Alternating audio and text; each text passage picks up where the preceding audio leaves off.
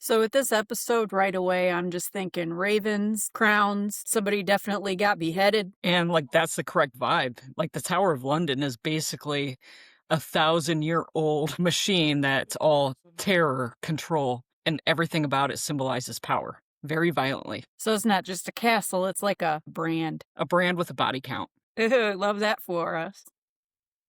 So tonight we're doing the Tower of London, like an exhumed autopsy. How it was built to scare London into obedience, how it became a prison, an execution pipeline, and other propaganda, and how it eventually turned into a museum where the crown jewels were held, as well as hauntings, naturally. So I'm Lisa. And I'm Samantha. Welcome back to Exhumed, where Sam is just going to ruin my sleep schedule with history tonight. And Lisa reacts like a normal person who wants to live. Most of the time. So if you're listening to this at night, maybe don't. So grab a drink, lock your doors, and let's all walk through the most famous fortress in Britain, the Tower of London. Cool.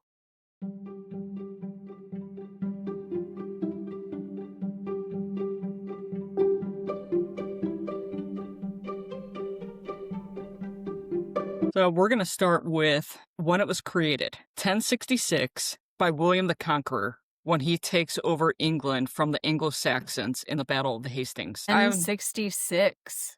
Yeah. I'm not going to go into that. That's a history lesson. That's another conversation about how England was created, all the things. You probably might have learned that in world history in high school that none of us actually remember.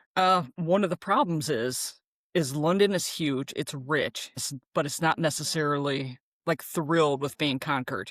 You're on the River Thames, you're kind of on a hill. Just think about being in 1066. There is nothing around you other than tiny small villages, like little huts, farmland. Mm-hmm. And then you're on the river. So if you're a king and you're essentially creating England, what are you going to do to warn off people?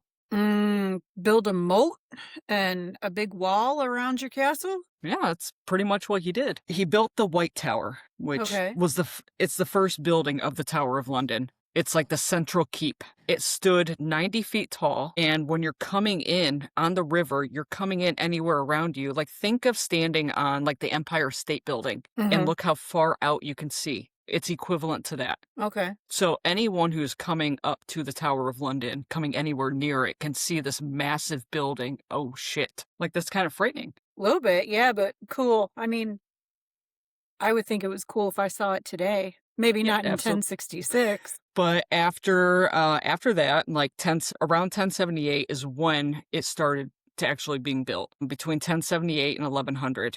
And the entire point of it was comfort. It was to comfort the people, comfort the people, the people of England away from anyone who was going to try to attack. And it also made the king feel very powerful.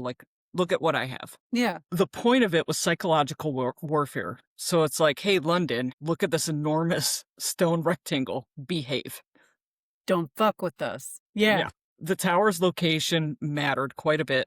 It was right on the River Thames. It's defensive, but it's also massively visible to everyone around.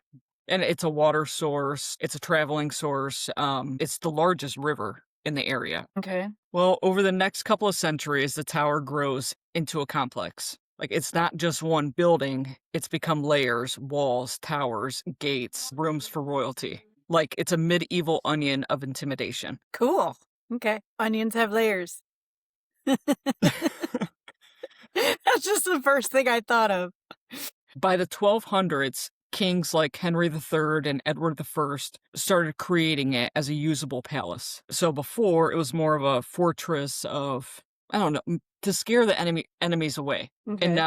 And now they're realizing it's all these kings, entire royalty, need to travel from place to place. So let's start building up the Tower of London as a place to stay as well. Because the medieval monarchs travel constantly. They need a secure place to stay. Mm-hmm. So it also becomes not only a palace, but a prison. It's a dual identity that makes the tower so unsettling. You have luxury right next to confinement, feast rooms next to cells, where someone is crowned and then where someone is broken. Yeah, that would be a really weird vibe. All right. So you want to talk about the pets?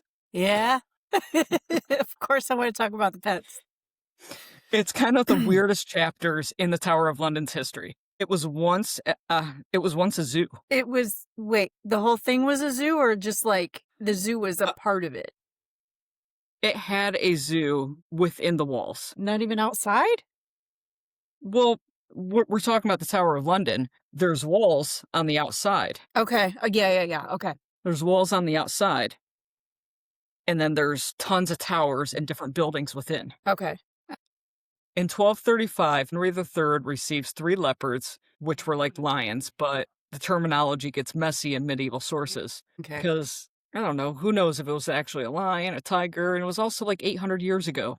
Yeah. Animals change. And the gift sparks the start of the tower's menagerie. Okay. I'm never going to say that word right. Menagerie. Yes. Some people say menagerie, I think. So you're not wrong. Yeah. Then polar bears arrive in 1252. Polar bears. African elephant in 1255. But what's screwed up about this is the elephant actually died in 1258, possibly because it was given red wine. But also, it could be because of the cold climate of England. Well, yeah. And I mean, what happened to the polar bears? Were they okay? Because they're used to a lot colder than London might have been. Yeah. They didn't think about that. They just thought about, wouldn't it be cool if we had this animal? All these animals were gifted by other kings around the world. Okay. Well, it eventually housed other animals: lions, leopards, wildcats, hyenas, brown bear, grizzly bear, monkeys. None of these were pets. They were status symbols, living proof that the monarchy has reached wealth and dominance. Okay. Like, all of this was so cruel. Like, these animals existed as spectacle. Yeah. But good news is, like, around 1830, the animals were eventually moved to the London Zoo. Okay, well, that's good. I mean, I would have kept the monkeys because, Yeah, but they're monkeys. Well, of course. They can hug you back. The, the first animal was gifted in 1235. In 1830 is when the animals were moved. So 600 years. Oh my God. So they would just breed them to keep them there the whole time? A combination of breeding, combination of gifts, and they were in such confined areas. They had no room. Aw, poor things. Okay, so kings would just kind of gift each other animals, like exotic animals, to kind of show off their status and wealth, but they didn't have the animal's well-being in mind at all whatsoever. No, because it was all status and wealth, as you said. Yeah. I mean, they would gift different things: dogs, cats, horses. But you think about a polar bear does not belong in England unless it's in a zoo. Neither does an African elephant.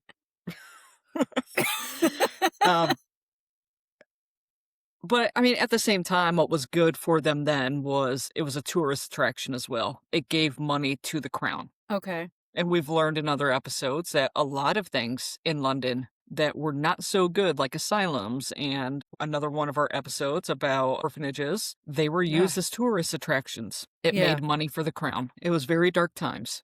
Yeah. That's what we talk about, though. So you want to start talking about the prison? Okay. Well, to get started, because of the prison, about 1,500 people are buried at the Tower of London today. That's between some queens, a couple of kings, some noble people.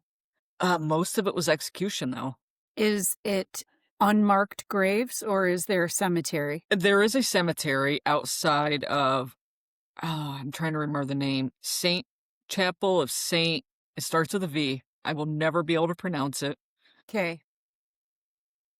Chapel of Saint V. Yes, let's go with that right now. There's also a mass grave from the plague. Okay. To today, archaeologists are still finding bones in some unmarked graves. Wow. And that's dating back between like the 1200s and the 1600s. So here's the thing. The Tower of London becomes famous as a prison, but it's not like a normal jail. It's a state prison for political enemies, religious descendants, and high-value captives. The treatment varies widely. Okay. The rich and connected might live in relative comfort, but they're still trapped. but not starving in chains. So if you have high status, you're able to walk around the grounds. Your jail cells have multiple rooms. You can even have your servants with you. Queen Elizabeth I, before she was queen, she was captive, I want to say like 2 months in the Tower. She had her servants. When Anne Boleyn was held in there, she had her servants. She had multiple rooms. So it doesn't really feel like prison to them at all. You were within comfort, but you knew that you were there and you don't know when you were going to leave. You don't know what was going to come. Mm-hmm. But yeah, they made sure that you were kept in comfort. But if you were of low status or if you were an incredible threat, you could have been in chains. There's one room called the Little Ease. There's no exact dimensions, but it's roughly 3 feet wide, 3 feet long, and 4 feet tall. What the hell? It was used as solitary confinement or a torture chamber, or you're waiting to be able to interrogate it, and it has no windows. So it's called the Little Ease because it has absolutely no comfort. You can't stand up with ease. You can't lay down with ease. At all times, there's no comfort at all. You're just curled up into a ball the whole time. Yep. And I'm not actually sure if you can visit that room today, but it still exists. I would kind of want to see it, just to see, because we went to the Mansfield prison for, just for a haunted house, and I could not believe how small some of those cells are. I didn't picture them that small. It was just kind of interesting to see. All right, well, this is where things get ugly. It's called the Tudor Bloodstain. You Okay. remember Anne Boleyn? Yes. Who's Anne Boleyn? Anne Boleyn. Anne Boleyn.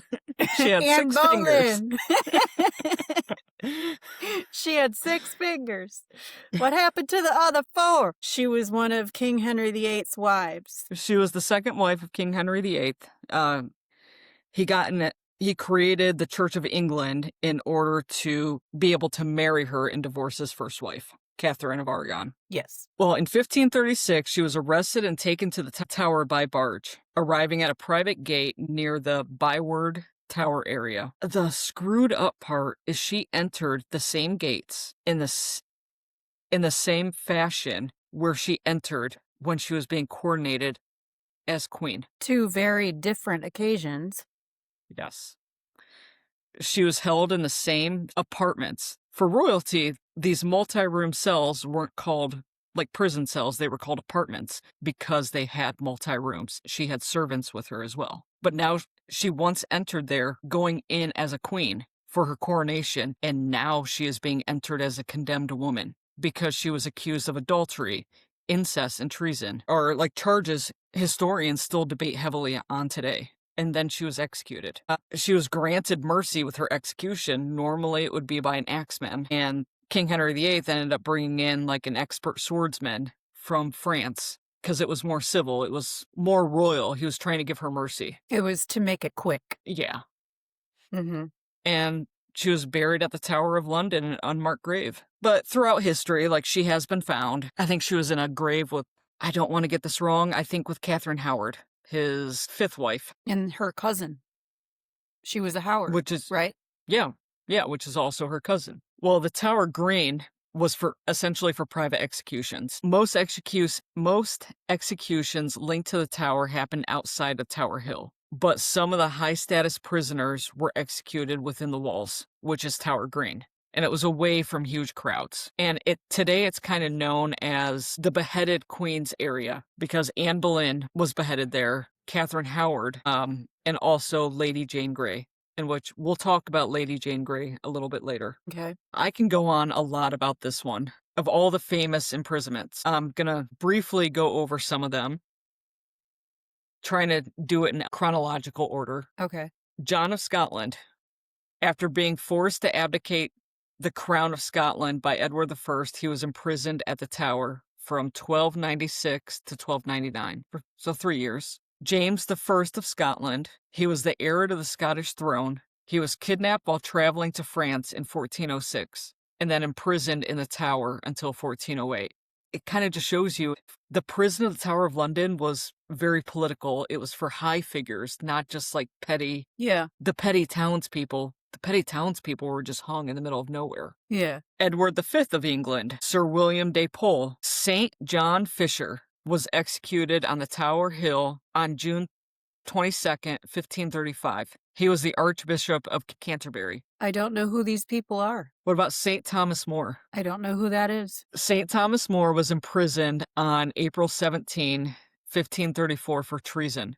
He was executed on July 6, 1535. His body was buried at the Tower of London. What did he do to get executed? Okay, so when Okay. King Henry VIII created the Church of England, it was switching from Catholic or Christian, I think Catholic, to Protestant. And you had to sign the oath that you will conform to this new religion. I will be the supreme head of the church, which makes it so where King Henry VIII is now not exactly above the Pope, but within every king in their region, they're equal to the Pope. So they're the Pope in their own land, and the only person that they answer to is God. So that kind of gets rid of the Pope altogether. So you had to sign an oath where you now understand and will accept that you don't answer to the Pope, you answer to the king. The king is the Pope under God. This guy that you're talking about refused to sign it? Yeah. Okay. And at the time, he was Sir Thomas More, and then later in history, he became St. Thomas More. He was known for trying to get rid of the works of Martin Luther, to get rid of the Lutheran religion. He was burning his books. He was doing all the things. He was a very religious man. Yeah, he ended up getting beheaded. We've got Thomas Abel. He was the chaplain to Queen Catherine of Aragon. He was imprisoned for refusing to accept the annulment of the marriage between King Henry VIII and Catherine of Aragon. Okay. Yeah, a lot of people protested that because of the way it all came about. I mean, if you think about it, Anne Boleyn was kind of a homewrecker. Kind of a homewrecker, but if you go back to our Anne Boleyn episode, then kind of justice for Anne Boleyn and Catherine of Aragon. Yeah, I know. Okay, we've got Anne Boleyn imprisoned and executed. Catherine Howard, she was King Henry VIII's fifth wife. I think she was beheaded. She had to have been beheaded when she was like 17 or 18 for adultery. And that is actually true. Well, I mean, when did they get married? When she was 15? 16, something like that, yeah. That's too young to get married. That's like, of course she did that. Yeah. Yeah. Lady Jane Grey, she was an uncrowned Queen of England, as well as her husband, Dudley. They were imprisoned in the Tower in 1553, and Mary I had her executed. Queen Elizabeth I was also imprisoned in the Tower of London for 2 months in 1554. It was for alleged involvement on a riot. It's called the Wyatt's Rebellion. Okay. Essentially, Mary I thought that Elizabeth I was going to take her crown, threw her in jail, and then there was no evidence. So she was let go? She was let go. Okay. The last state prisoner to be held in the Tower of London was Rudolf Hess, the deputy leader of the Nazi Party in 1941. The last person to be executed was Joseph Jacobs. He was a Nazi spy, and he was shot by a firing squad in 1941. That was serious. Rough. It's quick, though. No, not really. If you think about it, that's not quick. If you have good aim, you would hope that the firing squad would have good aim. Can you I just think imagine, I would choose though? the... What if they don't I have think- good aim? Like, you feel your ear get ripped off. I mean, that could be really rough. I think that I would choose that over hanging, though. I would just choose not to be killed. Yeah. Well, the last people to be held in the Tower of London were the Cray twins. They were imprisoned for a few days in 1952 for failing to report for national service. So, like the army. Okay. Now we've got the torture chamber. I think this is one you're going to like. Yeah, I like the fucked up stuff. Well, in the early 1600s, there was a lot of political panic and a lot of religious conflict. Like Guy Fawkes becomes one of the Tower's most famous detainees. I know who Guy Fawkes is. You want to explain that? Guy Fawkes is, I think he fought on the Spanish side, if I'm remembering right. Can't remember the details of it. He didn't like that the Protestant religion was not being recognized or some shit like that. He took part in trying to overrun a palace. Do you know what I'm talking about? Yeah, I do. I skimmed over it a little bit. Was it King Louis? King Louis the something or King... I can't remember. Anyways, Guy Fawkes turned into this thing called Guy Fawkes Night. And it's like a Thanksgiving thing where every year, I think it's on November 4th, they make a huge bonfire and like a straw effigy of Guy Fawkes and they burn it. Because I think that's how he was executed. He was burned. I could be wrong about that, but I think that's why they burned the effigy now. And kids would go around kind of like trick-or-treating, asking for a penny for the guy, talking about Guy Fawkes. And they're basically celebrating his execution. Pretty much. I haven't... You know a little bit more about that than I do. And I don't want to get into too many details. Yeah, I don't know too much about it. I just kind of skimmed over it, and then it didn't make its way into whatever episode I was doing, and forgot the information. Yeah, I didn't want to put too much into Guy Fawkes because I don't want to talk about singular people. I want to talk about the tower as a person. Yeah. Okay, so here are some torture devices. Some are horrible. We already kind of know, so since we know them, you don't think about it. You got the rack, the most widely used instrument of torture. The rack is where they strap you in and they slowly stretch you out, right? Yep. Yeah. But before people were interrogated, they were shown the rack, and the rack gave them fear to be able to confess. I can see that. But the problem is with the medieval times is the torture devices, most people just said whatever the hell they needed to say. To get out of it. To get out of it. Yeah.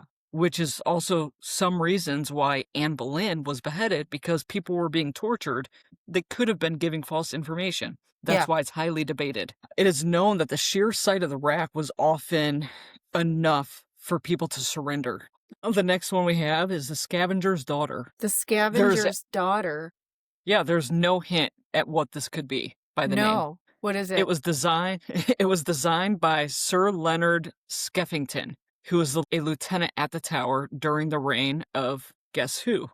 King Henry VIII. Okay. It was conceived as the perfect complement to the rack, and it worked with the opposite principle. The body was compressed instead of stretched. Ooh. Well, the scavenger's daughter was only mentioned briefly in documents at the tower, so it probably didn't last very long. Whether it was inhumane, which I don't believe that's a thing, or it just was ineffective.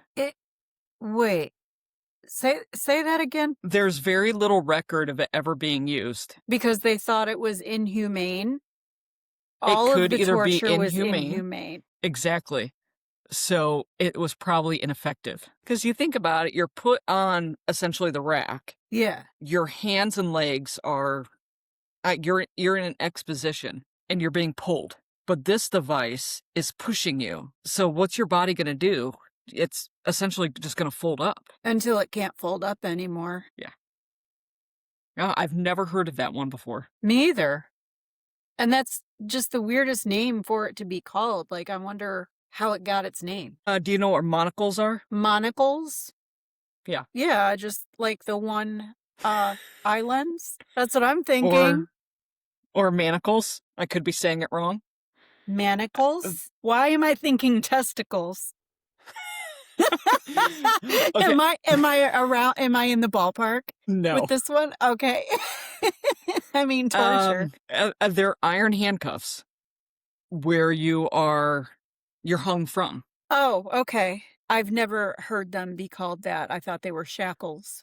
Yeah, I guess shackles is around your feet. Oh, okay. They are iron handcuffs that are worn around the wrist, and you're suspended by them. So you're hung by your wrist for hours, days, weeks at a time. It's not funny, but you know what I'm picturing, right? Monty Python? Yes. And that's what I was going to bring up. Just that silent moment in Monty Python. He's hanging outside the castle, and he's just... Yep. This is why we're going to hell. Okay, continue. What about the pearl? The pear of anguish. The pear of anguish? Mm-hmm. I don't know what that would be either. All right, so It's separated into two metallic segments that expand when a screw is turned. You think of a pear, and then you think of a screw below it where it slowly opens up. Are you sitting on it? So, Is it like stretching you out down there? placing the device into the mouth of a traitor and turning the screw will result into teeth shattering and jaw breaking. Ooh, I've seen that. I saw that It- in a museum, I think. Yeah, but it can also be placed elsewhere. I know where else. Yes, we're not going to say it, but it can be placed in 2 spots for a female and 1 for a male. The nethers. They have the nethers. The tongue terror. Sorry. Oh my God. Sorry, continue. We've got the tongue terror. It essentially looks like a large pair of scissors. The tongue terror is designed to cause a lot of pain in seconds. The device used a fairly self-explanatory form in its name, terror. Yeah, I think I've seen that one too. It kind of reminds me of the scissor type things that they use to pull your tongue out and pierce it. Kinda. Yeah. It was used to remove the tongue of a traitor with little effort. The iron tongue terror was placed in hot flames to heat up before being clamped down on the tongue, which was then twisted 3 times before being yanked out. Ouch. Ugh. And a lot of that was being used for slander. A lot of the different torture Okay. devices were used according to, What you did. yes. So were there people like walking around with their tongues ripped out, or was this before they were executed? It was probably leading up to execution. Okay. I mean, hell, you probably wouldn't survive that to begin with. People have had their tongues ripped out and survived. We're talking about medieval times when the #1 medical cure was bloodletting. Yeah. Thumb screws. I've seen those too. Thumbs as well as fingers and toes are placed into the device with screws being tightened, crushing, and breaking through the bones. Mm-hmm. Okay, yeah, that sucks. That's going to cause so much pain, but I feel like that's the lesser of the evils. I mean, ouch. Yeah. You don't know I mean- how much something hurts until it's done to you, and you're like, oh, damn. I've seen those. I've seen a lot of these torture devices. I went to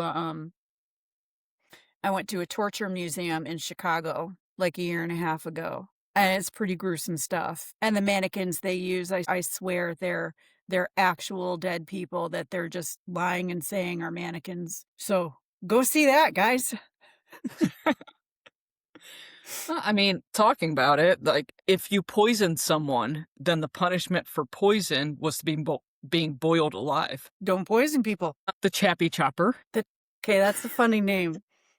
The Chappie Chopper. Okay, what is that? Castration. I knew it. I was gonna say that. Like, I'll bet you I know what the Chappie is. Oh, we've got the knee splitter.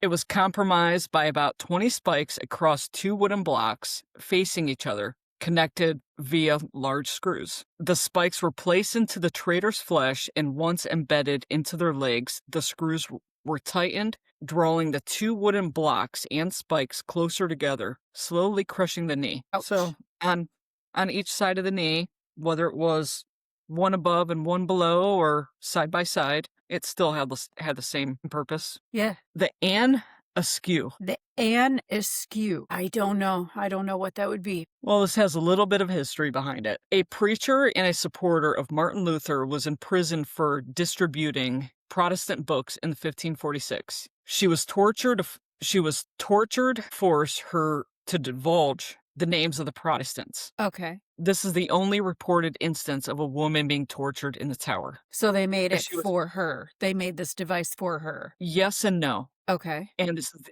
that was her actual name, Anaskew. The entire process was named after her and wasn't used again. And what did this Because- thing do? It was essentially the rack. She was put on the rack. Okay. It was illegal to torture women in this time. So they created something called the Anaskew instead of calling it the rack because it was for women. Okay. So it was the same thing. This is the only reported instance of a woman being tortured in the tower. Her body was so damaged by the rack that she was carried to her trial, where she was found guilty for being a Protestant and condemned to death. Oh, She was burned at the stake at Smithfield. Despite her suffering of the rack, she never gave up the names. That's a tough bitch right there. Following criticism that the torture was not only cruel but ineffective as a prisoner on the rack, the entire process was abandoned in the 1700s. The rack was gone in the 1700s. Okay. So her name was Anaskew. They named the rack Anaskew after her for the women's process. Okay. But it's the rack. That's all it is. Okay. They just named it something different to get away with it. Yeah. They try to pass legislation to where, with treason, a woman could be tortured. Because prior to that, women could not be tortured. Yeah. Why would they want to torture them anyways, though? Just to do it? Just because they like doing it? Yeah, pretty much. I mean, hell, the fact that she did not give up any names despite everything that she had gone through. She was drugged to her trial. She was drugged to her execution because she was so torn up from that. She still did not give up any names. Wow. She's a badass. Yeah. I'm just thinking of all of the other torture devices I know of that, could have happened at the tower and could have happened somewhere else. The way that they tortured and executed these people was just sadistic. Like, who's gonna come up with that? Oh, yeah. I mean, there was another torture device in the medieval times where I can't remember what the name of it is called. They would put someone out in a plank. They would put a cage on their stomach with a candle. They would put honey on their skin, but encaged inside were rats. Yes, I saw that, but it wasn't that. This guy was like laying there. Yeah, it was basically the same thing. This guy was laying there and he had a cage on his stomach and there were rats in it. And you light a candle on top of it and the heat gets so hot that they end up digging and burrowing into your stomach to get away from it. Yeah, I believe the honey one, it's the same concept. It was honey. Mm-hmm. And they would throw them out on the river to attract Yes. all the bugs, and the bugs would do the same thing, essentially. They would be put in like this coffin type thing where there would be holes for their arms and legs and head to hang out.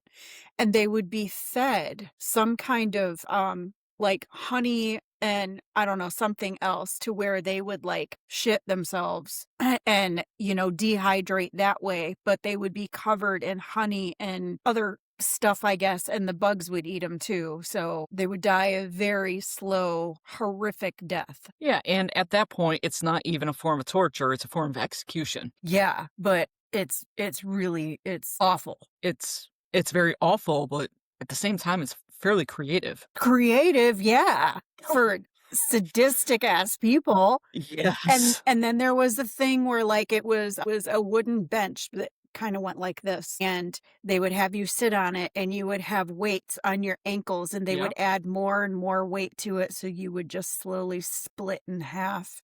And then of course there was the iron bowl that they would put people in and you could hear them screaming because there would be a fire underneath it. They'd be roasting to death, but the sound of their screams would sound like the bowl, whatever sound noise of a bowl. the bowl makes. Yeah. And those were public executions too. Yeah. Okay, well, you just heard a lot of sadistic things. Let's gonna shift course a little bit. Let's try to get away from that dark and do a little bit of light and then get into a little bit of fun things.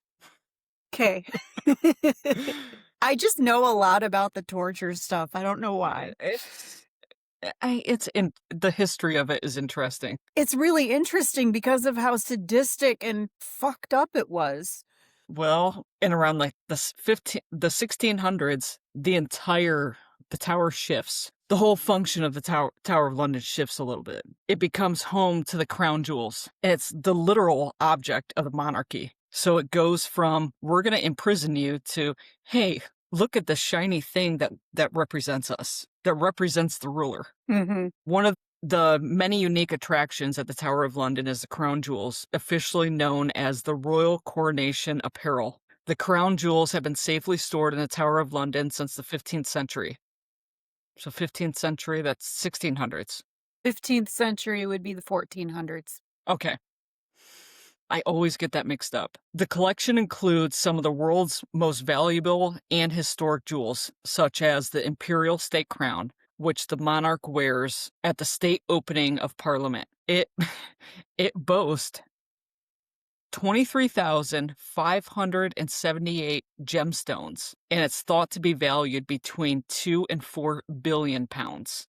We're not talking million, billion. Are these the crown jewels that are missing now? No. Okay. You know what I'm talking about, though. Yeah. Other things kept in the Tower of London and the crown jewels are the royal robes and jewelry, which are brought out and sent to Westminster Abbey when the new king or queen is crowned. So they only get used at that time. And this goes back hundreds upon hundreds of years. Ceremonial thing. Yes. There was a heist. Okay. 1671, Colonel Thomas Blood attempts to steal the crown jewels. He and his men attack the keeper, grab major pieces, and try to escape. Did they make it? So what do you think? Well, what do you think happened with him? He was captured and tortured and executed? Trying to He think was of how they would pardoned? torture him. What? Why?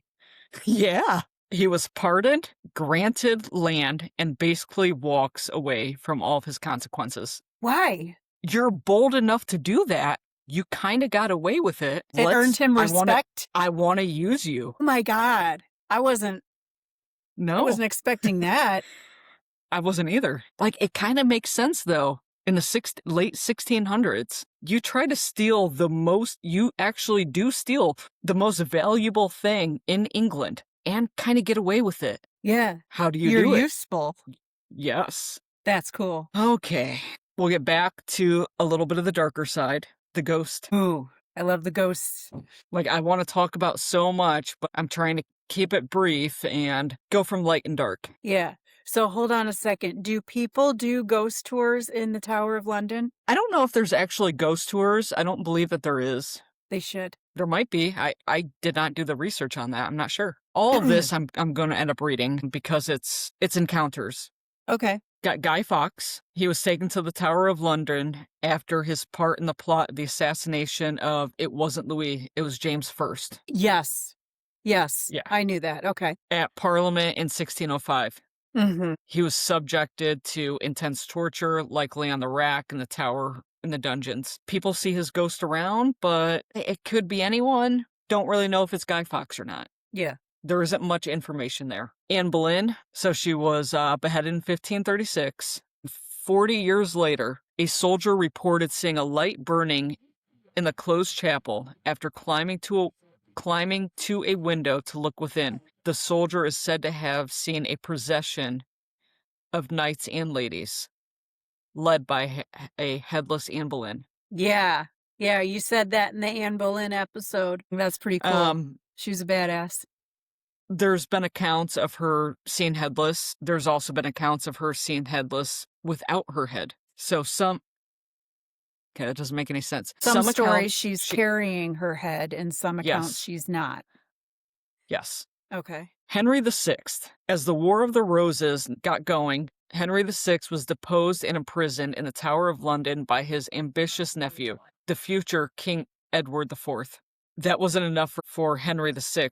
He was murdered at the altar in the private chapels in 1471, close to midnight. Henry's ghost is believed to haunt the Wakefield Towers, appearing at the stroke of midnight. So remember the little zoo that I was telling you about early on in the episode? Yeah, are there animal ghosts? There is. Cool. A bear. The ghost of a bear. Yes. Henry III housed wild animals at the Tower of London. It started around 1235. Visitors came to the tower to see the creatures, with bear baiting became a popular pastime. Bear in baiting? the 16th.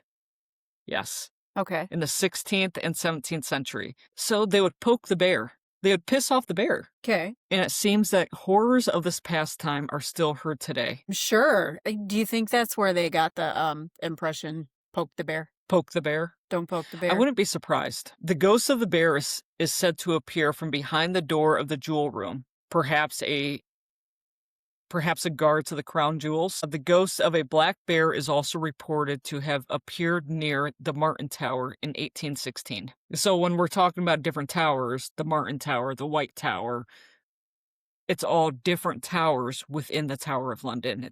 It's different buildings all connected. Huh. Got a faceless young woman In 1957, a Welsh guardsman, Johns, was on sentry duty at the Salt Tower. I really don't know what any of that is. It's older terms. Yeah. Yeah, because I was wondering what sentry duty is. Probably He just guard encountered duty, right? yeah, guard duty. He encountered a shapeless form with the face of a young woman, perhaps one of the women who suffered a terrible fate at the Tower of London. And then talking about female ghost, there's a gray lady ghost who appears to only women. She haunts the historical royal palace of Hampton Court as well. Now, is this who you were talking about? There was some kind of... Oh, I can't remember her name now. Lady Jane Grey, Yes. we are almost there. Okay. This one's probably going to piss you off. Okay. Margaret Pole. Like Anne Boleyn, the beheading of Margaret Pole, and she was the Countess of Salisbury, took place at the Tower Green, same place that Anne Boleyn was beheaded. Uh-huh. She was 67 years old at her death. She was brought to the scaffold by King Henry VIII for the crime of being the mother of Cardinal Pole. So Why? the Pole family had a claim to the throne, kind of. And it all goes back to like King Henry the Seventh of legitimacy, and Cardinal Pole's crime was opposing King Henry VIII's self-created position as supreme head of the Church of England. So the entire process of trying to get rid of anyone who had anything to do with claim apparent claim to the throne was to just get rid of the entire family. Okay, so it was Cardinal just a power Pole, move. yeah, Cardinal Pole had claim to the throne, so therefore we have to get rid of his mom as well. Get rid of conflict. Let's just get rid of the entire line. Okay. Eyewitnesses say that the executioner on that faithful day in 1541 was a wretched and blundering youth who was unable to perform a clean execution with his axe. Instead, he hacked Margaret Pole's head and shoulders. Oh. That is the most simple way that I can say it, because it was a lot more gruesome than that. No, it's said that was like 15 to 20 blows. Oh, that poor woman. The eternal scream echoes throughout the entire tower. The scream? You can still hear it today. Wow. She was 67. Yeah, that poor woman. That was also old for that time. That's Mom's age. Yeah. God. Got the white figure. The Tower of London is protected by the yeoman warders, which is also nicknamed the Beefeaters. If you've seen pictures, they're usually in kind of a kilt. They've got a vest. You would know what I'm talking about if you see it, but Okay. pictures will be shown. In 1864, Captain J.D. Dundas observed a Beefeater attempting to charge a whitish female figure with a bayonet. A This whitish apparition female figure, a ghost. Yes. Okay. This apparition appeared in the courtyard where Anne Boleyn was beheaded. So maybe Anne Boleyn. I mean, yes, no, who knows? That would be cool, though. Yeah. But the fact that he was trying to get rid of it with his bayonet, Yeah. that's kind of cool. That's not going to work, though. Yeah, quick fact. The Beefeaters, why they're nicknamed the Beefeaters, came from King Henry VII. It was his personal guards, and he nicknamed them Beefeaters because they were allowed to eat as much beef as they wanted from the king's table, because they were that high up Okay. in service. That makes sense. Maybe they were on the carnivore diet. It's a good diet. Anyway. So now we get to Lady Jane Grey. Okay. So she was, we've talked about her a couple of times. Do you remember me telling you about who King Edward VI is? He is the only legitimate son of King Henry VIII. Okay. Yeah. I think I remember you saying that. His mom is Jane Seymour, who died shortly after his birth, and she is the third wife of King Henry VIII. Okay. All right. You say so many names that I get so confused. No, and all the names are repeated as well. Unless you actually know a lot about this, it all goes over everyone's head. Yeah, because they also only had maybe like 6 or 7 names that everybody used. Anne, Catherine, Mary, Elizabeth. Those were the female names. Yeah. So Lady Jane Grey was the second cousin to Edward VI. They shared the same fate. They were buddies. When he died, he ended up changing his will to make Lady Jane Grey his heir to the throne. She was queen for 9 days, and she was the shortest queen ever of 9 days, but she was uncrowned because she never had a coronation. But the problem was he went against his dad's will. Okay. So when King Henry VIII died, he said, okay, so my son Edward is going to be first in line for the throne, then Mary, then Elizabeth. And then if Edward didn't have any children, then it would go to Mary. If Mary didn't have any children, then it would go to Elizabeth, exactly how it happened in history. So Edward's sitting back and saying, oh, well, I'm Protestant. I'm not giving the throne to a Catholic, my sister Mary, or my half-sister Mary. I'm going to create my own line of succession. So Lady Jane Grey was queen for 9 days, and then the courts went in, looked at everything. It's like, no, this isn't right. You can't do this because King Henry VIII's line of succession oversees this. So they contact Mary. It's like, hey, it's your turn up. She's like, okay, well, Lady Jane Grey, you just try to take my throne. You're gone. How do they execute her? Beheading? Yeah. Wow, it wasn't her fault. No, I mean, it wasn't her fault, but she is found to be one of the figures in white that haunts the Tower of London to this day. I'd haunt it too. Yeah, I would. Monk's footsteps. Monk's footsteps? Yeah, if you hear the flip-flop of sandals, it's monks. That's kind of cool. Yeah, we've got the nameless thing. The nameless thing. Yeah, it has no name to it. That's literally what it is. It follows the guards around the River Thames. Is it an animal or a person, or they don't know? It's probably a person. They don't really know. That's what I would do. I would make sure that nobody could figure out what or who I was. And yeah, I'd follow people around. Yeah. Oh, we've got one more. It's called The Young Princess, or The Princes in the Tower. Okay. This is a little bit before King Henry VIII. On the death of Edward IV, the crown went to his 12-year-old son named Edward. Of course, there's only a couple of names. Mm-hmm. He was crowned at 12 years old as Edward V. But you were still in like your minority. You were not old enough to actually rule. So he had a protector. It was his uncle, the Duke of Gloucester, later known as King Richard III. So when you're ruling a country for a couple of years, but you're not actually the ruler, what do you think you're going to do? If you're so power hungry, you're going to want to take the country as your own? I feel like you're just going to kind of make up jobs for yourself to make yourself look important. A little bit, but he was acting as king. Okay. Until his nephew became old enough to rule on his own. So what did he do? He put away both of his nephews into the Tower of London for their own protection. Okay.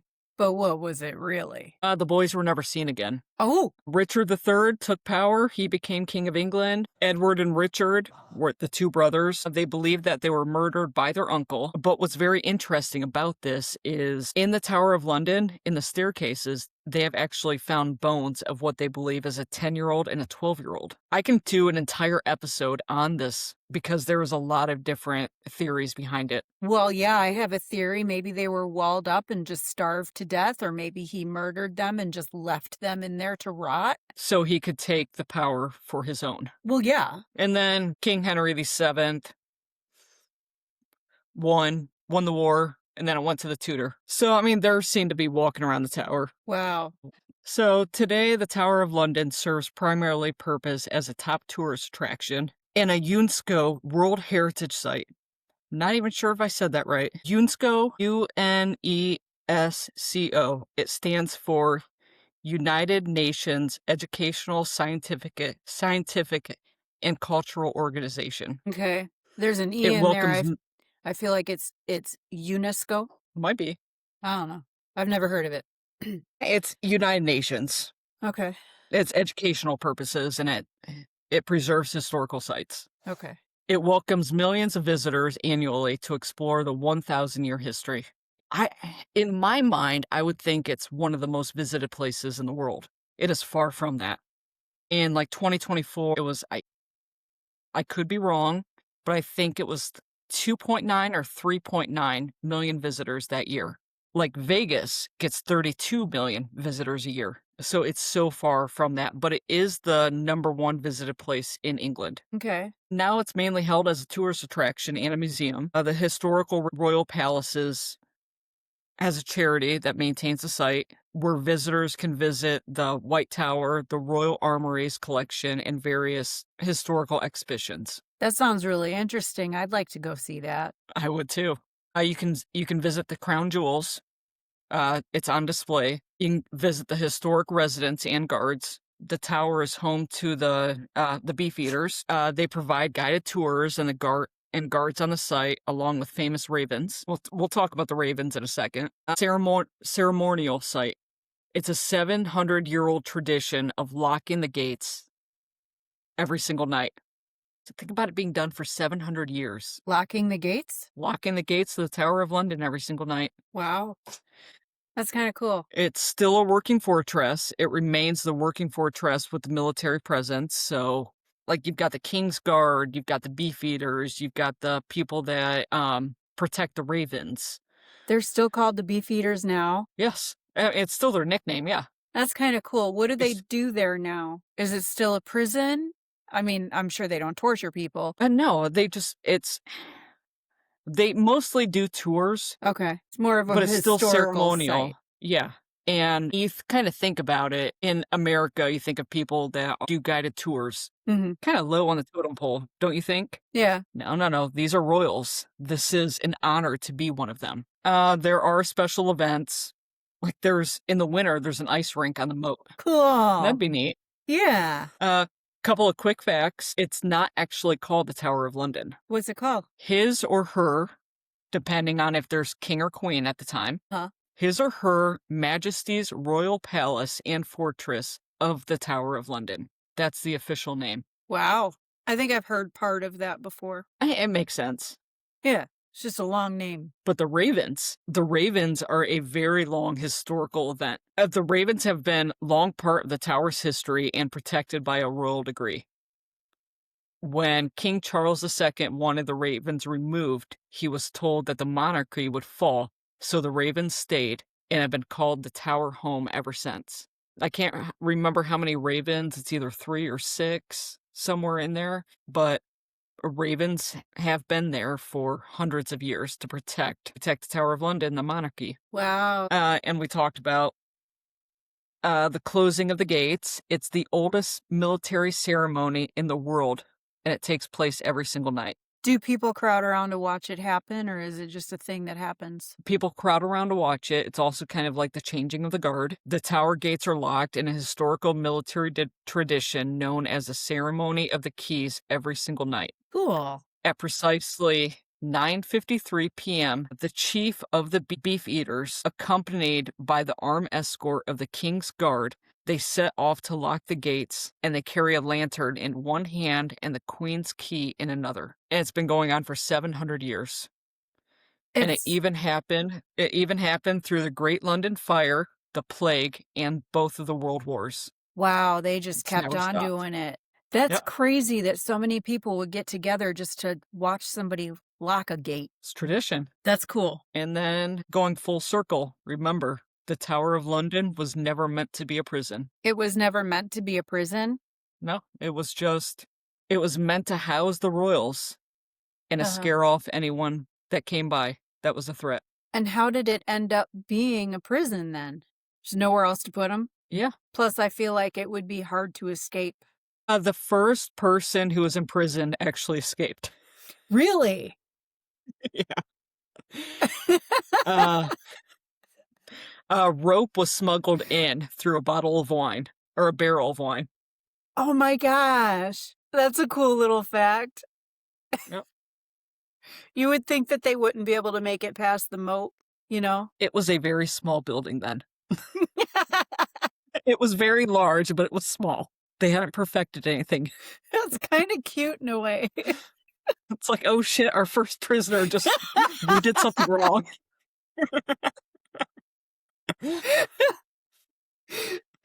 That's funny. But I'm trying to keep it brief. That's about all I know for now. Cool. That was a fun episode. So what did we learn? If you poison someone, you're going to be boiled to death. Yeah, don't do that unless they really Yeah. deserve it. I mean, I'm sure that I'm going to be talking about a lot of different royal things, whether it's Scottish, English, or Irish, and somehow they all tie into each other. So remember this episode. I'm sure a lot of different things that I talk about is going to be in reference to this. Yeah, this is Sam's specialty for sure. And it's always interesting. It's confusing, but it's really interesting at the same time. This history it's interesting, but it's also got a lot of dark elements to it. And of course, that's the part I like. Yeah, and at this time, I mean, hell, I think it kind of stopped in the 1800s where everyone around the world were all related. They were all family members. Yeah. You marry your sister off to your cousin in a different country, and it's all intertwined. There was a lot of inbreeding too. There was a lot of like all over the world. It wasn't just in England. There was a lot of inbreeding, a lot of people with deformities that, were royalty. Like I guess who was it? King Tut? Married his sister. That was King Tut. Yeah, it was all inbreeding, and it was all in order to keep the bloodline pure. Yeah. Very interesting. You would think that back then they would see someone who was deformed and be like, we got to keep them hidden away, But since they were royalty, they didn't think that way. No. Very interesting. Well, I hope everyone locked their doors tonight and can sleep well if you're listening to this at night. Think of all the torture. But do all the things, like us on Facebook, like us on YouTube, Spotify, TikTok. It really helps out our channel. Leave comments, give us your feedback, fight with us. There's plenty to fight with us because we are not historians. We don't know everything. Literally all we do is we look up what we're interested in and then we relay it to you what we have learned. We are not professionals. And there is one thing that I want to say. I think it's hilarious how mean people can be. You guys okay? All criticism is helpful. Yeah. Just don't be a bitch. Don't be a dick. Oh, we've had that, but it's funny. Love you too. It is. We take it in stride. Yeah. Okay. So I guess thanks for listening and hopefully we'll see you next week. Have a good night. Have a good night.